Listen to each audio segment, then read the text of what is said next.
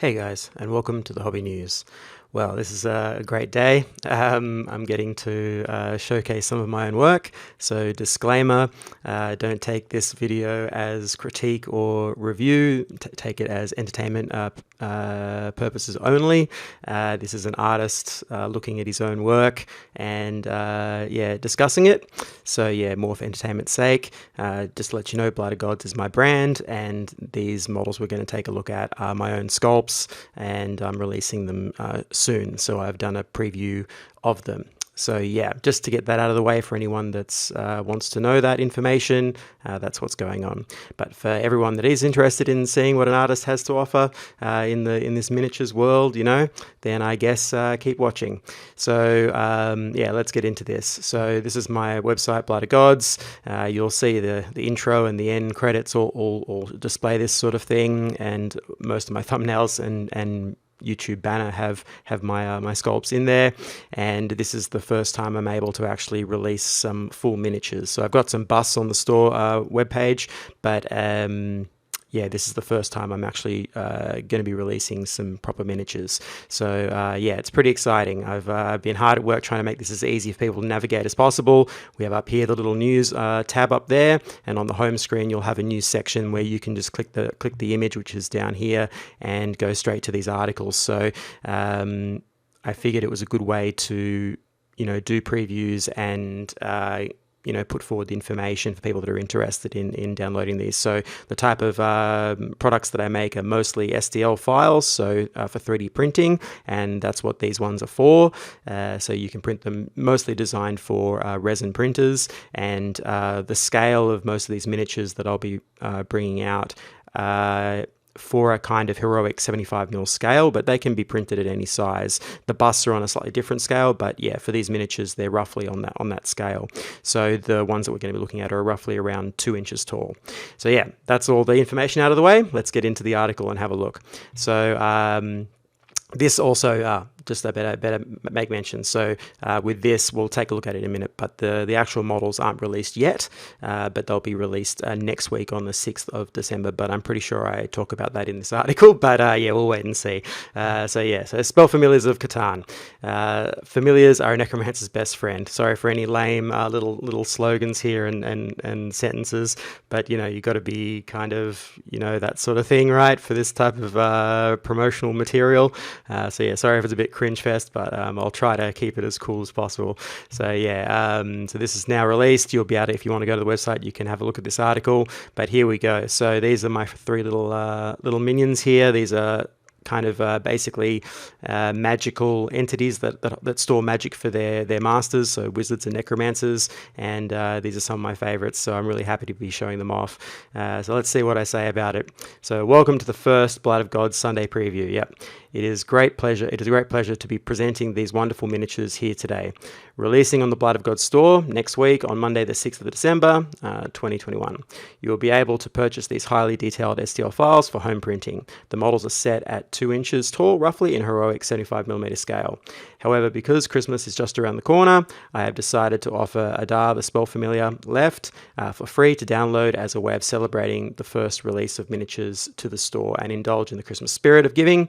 But first, let's take a closer look at these lovely little minions. Yeah, so one of the things is that I try my best to offer free downloads pretty much all the time on the store. So at the moment there is another one which you can see on the store there, one of the busts, Kogal, which we might actually take a look at the end of this.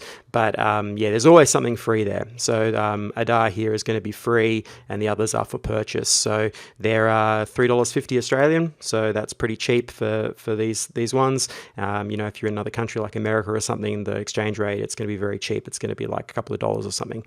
So yeah, I'm trying to keep it as affordable as possible. So then we come down here, so let's take a look at the images. So we'll start with the free one here. So yeah, so Adar the Spell Familiar, you can see the print quality there. This was just done at around, I think, 50 microns roughly, or no, a little bit smaller than that. I think it's been printed on a frozen 4K Mighty, so I think it's around 50 microns for the standard layer height. but I could be wrong. But I'm just using the factory settings on that printer and printing it with their resin, with their grey resin, 4K resin. So, you know, it comes out pretty good. We see a little bit of artifacting here, but that's because I haven't tweaked the settings. I've just done it as a standard. But, you know, it's almost you know, totally clean. But if you're doing on your own printer and you tweak the settings, obviously you can get even cleaner results. But you can see that all the details come out, all the little bits and pieces. They're all pretty good on this scale. This was sculpted at a larger scale, so yeah, it will print nicely on a bigger scale. That was originally what it was meant for, but due to, you know, worldwide pandemic and everything else, my business model for these changed. It was originally going to be resin cast collectibles in a much bigger scale, so sort of like what you would see for like comic book, you know, shops. You see like the collectibles for Marvel and DC, that sort of thing. I was going to produce like large scale, 11-inch tall, full-size collectibles, that sort of thing. But that whole business model kind of ended when COVID happened. So I've changed everything around to a digital model, so that, you know, releasing miniatures for 3D printing, which kind of is more in line with what I do anyway. If you've seen on the channel, I'm, you know, big into Warhammer. I have been all my life, and, you know, producing miniatures for the wargaming community is kind of a no-brainer, probably a better fit for what I do than trying to produce for a collectibles market. So yeah, just a little bit of a shop talk there for you. But yeah, I think they come out pretty cool. But they do definitely come out really nice on a larger scale for sure if you want to print them bigger. And then we've got Dim here, and again, you know, you see all the details coming out pretty nice. You know, it all works. These all come separate, so you could put them onto different bases, that sort of thing, if you wanted to. You don't have to do them on these bases. But yeah, all pretty cool. And then we've got Enlil. So this one's like part of a witch cult. So yeah, these here are sort of more necromantic kind of faction stuff, and then the M1 here is part of the witch cult. So it's more, I guess, natural kind of inspirations, you know. So we get all the, like the greens and the browns for the colors. Yeah. Pretty cool. So let's see what I say about it. So Adar, Dim, and Enlil are spell familiars that have been summoned into being by their masters. They are entities from beyond that have been made manifest and bound into conduits or containers of power, living extensions of their master's magical will. Many of the necromancers, witches, and wizards that populate the world of Catan use familiars to help extend their abilities in the never-ending struggle to cheat death and the demonic hell that awaits all marked with the gifts of dark magic. Yeah. So part of the narrative or the lore behind all of this is that the people that live in this place that have magical ability are marked by the entities beyond, you know, by the death gods and so on that rule it, to take their souls, basically, to feed on them. But by marking them and creating that connection, they're also allowing magical power to flow through to that person. So they have a choice then to access dark magic and become a wizard in their own right, or a necromancer in their own right, and potentially cheat that end. And that's part of, I guess, the impetus or the compulsion in the world to be a necromancer, is to try to find a way to cheat death, because if they die, they go directly to that demonic entity or you know, or death god or whatever that's marked them, and they get consumed. So it's a torturous experience, and you don't want to have that never-ending torture. So the idea is that they're compelled then to try to figure out a way to get around that, and that's, I guess, the logic behind the world and what's going on, because this is all based on necromancy. So think of, I guess, in Warhammer, like old school, it would be like Chaos Waste, but imagine Chaos Wastes, instead of ruled by Chaos Gods, it would all be ruled by Death Gods and a pantheon of demonic death entities and so on, and, you know, the people living there have to deal with that. So it's a very sort of, I guess, cult worshipping sort of societies, you know, think like, you know, Egypt and so on. A lot of this is like inspired by Sumer culture, you know, Mesopotamian kind of cultures and that sort of thing, like very early Earth. And a lot of the words and names that come from these characters come from Sumer language and so on. So which you'll notice if you know about that stuff, you'll notice some of the words riffing on that. But yeah. So it's a whole thing, and I really enjoy writing this up because it's the first time that I get to actually showcase some of this. So it's really cool. I'm very excited, if you can't tell. So now we'll come down here and have a look at Adar again. So this is the kind of thing that you'll get for free. And what do I say about Adar here? So a bit more of the lore for you. Hopefully you're not falling asleep. So Adar is the spell familiar of Aksu, High Priestess of the Undying Cult, residing in Kattegar, the largest tomb city in Catan. So Adar dutifully carries out the task given to him, often taking him into the depths of the catacombs below the Kattegar's temples in search of lost artifacts of necromantic power for Aksu's cult rituals. Yeah. Adar will be free to download from the store on Monday the 6th of December 2021. In addition to the STL files, there will be showcase video, up on the channel, which will feature these models in closer detail. And on Thursday the 9th, there'll be a painting tutorial for Dim, the spell familiar, to be ready to help you get your miniatures painted. Enjoy conjuring your very own familiar into being to help with all of your hobby adventures. Yeah. So basically, when are we in now? So this is Monday. So the showcase video will be up on the release date on the 6th, and then on the 9th, which is the Thursday in Australia time, I'll have a painting tutorial up for Dim. But from that Monday, you'll be able to download these from the store. So you just go click the link in the down there. So it's blightofgods.net/store, and then you can download them. But if you do want to get something in the meantime, or you want to see what else I have on offer, we do have already a bunch of busts that are there. So that's the Denizens of Catan series. So just to finish off this video, we'll take a little quick look at that. So if we go to the homepage, which is here. Okay, or if you're on the store, you just click the title, and we come down here. We get this funky little news section, which is great. A lot of time to make sure that this is nice and easy for you, and you'll see news. And here we go, the preview for Denizens of Catan. So we just click on that, and wonderful, and we're here, and we're able to take a look at my little article on this. So Denizens of Catan bust series, a closer look at these necrotic creatures. Yeah, so these were the ones that I did earlier in the year, and here Kogal at the front here on the left, he's actually for free, so you can download him right now. So you can go to the store and pick him up and have a go. These are set at roughly around 2.5 inches tall, so they're a bigger scale. I would imagine that these are probably somewhere about half the height of a standard collectible figure you might get from a comic store. So that's 1/30th scale, I think, for those ones. They're like 10-11 inches tall, and this is probably about half that. So this head is somewhere around about maybe I don't know, maybe a couple of centimeters in height, I guess, something like that maybe. So let's see what I say about them. So Catan is a world dominated by the presence of death. Everything within Catan's metamorphic landscape is affected by the morbid caress of dark gods. The denizens of Catan are a range of busts which explore the variety of creatures and beings that inhabit the wider world beyond the characters shown within the Blight of Gods strategy card game, Volume 1, Cursed Blood. So yeah, this originally all comes from my card game, which is unfortunately out of stock at the moment due to COVID and various things. It's been difficult to keep that in stock and actually do that. So I'm working hard trying to figure out a way to re-release the strategy card game for this brand so that people can actually enjoy it, because it is a really cool game. I just haven't been able to do that yet, but hopefully soon I'll be able to showcase that, and we'll see what happens in the future. But all of these characters do generally appear in that game. So anyway, that's a little side note.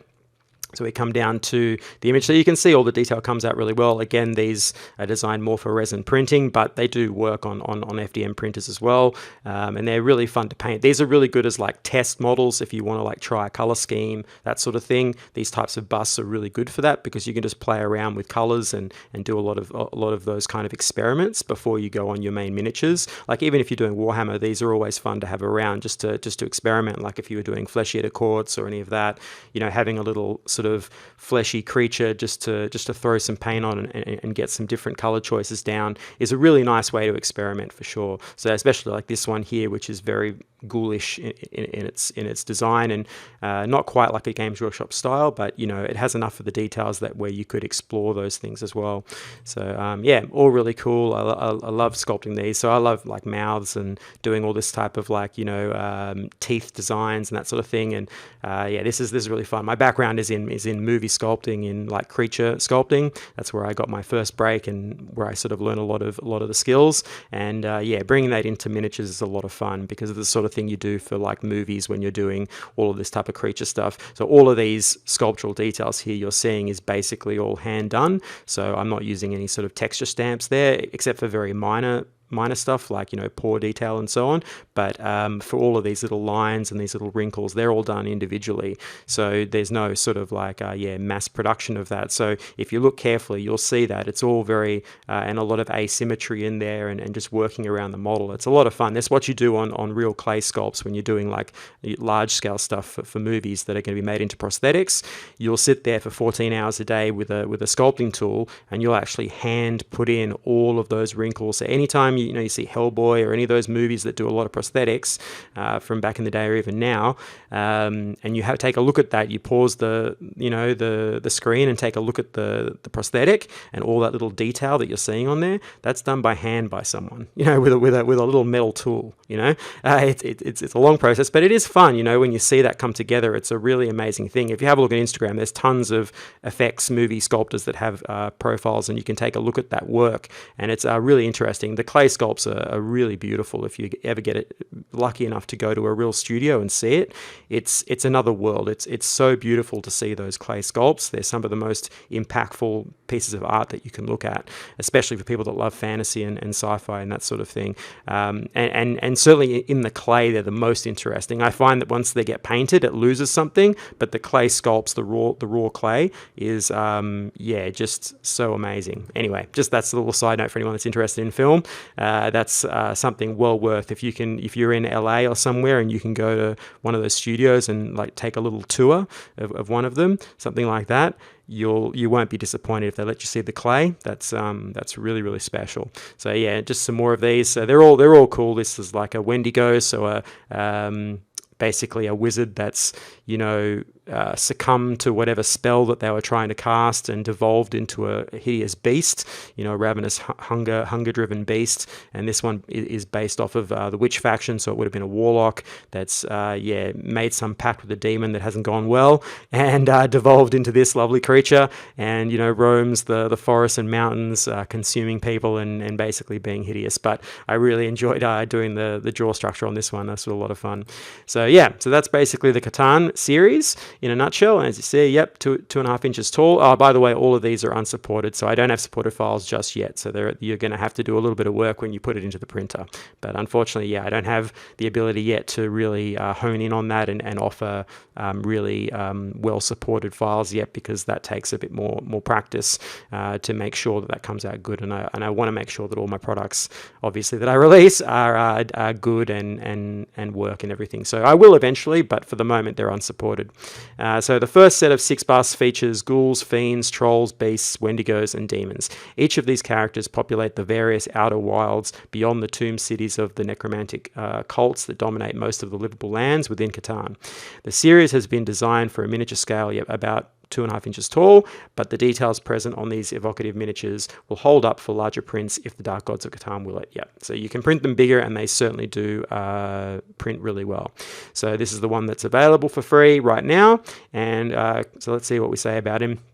So Kogal is a cave-dwelling ghoul that lives beyond the razor-edge mountains of Kish, to the west of the largest Catanian tomb city known as Katagar. Living in the warren-like caves permeating the jagged coastline on the edge of the mountainous lands of Kish, Kogal performs his ghoulish rituals of feasting for the ghoul tribes and the ghoul king known as Lugal. His jaws contain venomous sacs which help to dissolve meat and bone and are used to mark the flesh of victims during macabre rituals performed by the tribes of Lugal. So this is like getting into the lore again for anyone that's interested. These roaming packs of ghouls live on the outskirts of where the humans live, where all these like temple cities are, and they feed on, dead flesh and so on, but also the living. And so you have these whole little societies. Think something, I guess, kind of like between kind of like orcs and maybe ghouls, somewhere in the middle there. They're a little bit more, they're more devolved and also have slightly more structure. So it's a bit more like orcs, where there is some level of structure to their society, because there's different generations and different levels of blood, of pure human blood that run through these ghouls. They're not all just devolved animals. Some of them have more human blood in them, and it makes them more intelligent. So they remember more of their previous life. Think a bit like Tolkien with Gollum. He devolved over time. and there's still remnants in his memory of being a hobbit and so on, or the precursor to hobbits, and being that kind of, a real person. And so some of his habits, mimic that, even though he's kind of lost it. He's kind of a shade of his former self. And that's kind of the notion that I have for my ghouls, is that they sometimes remember the things about their previous life, or at least of humanity itself. If they've been born a pure ghoul, then they still have those memories attached about being human. So they do things like perform rituals and, enact a lot of human-like things in this sort of weird way. And they collect items, and, when they're going through the tombs and raiding the bodies, they'll take little knickknacks and trophies in some sort of remembrance of them being a person. So a lot of the leaders and the bigger sort of ghouls that lead these tribes, like Lugal, they usually take a trophy, like the orcs do, some sort of mantle of office that shows that they're the biggest and the baddest.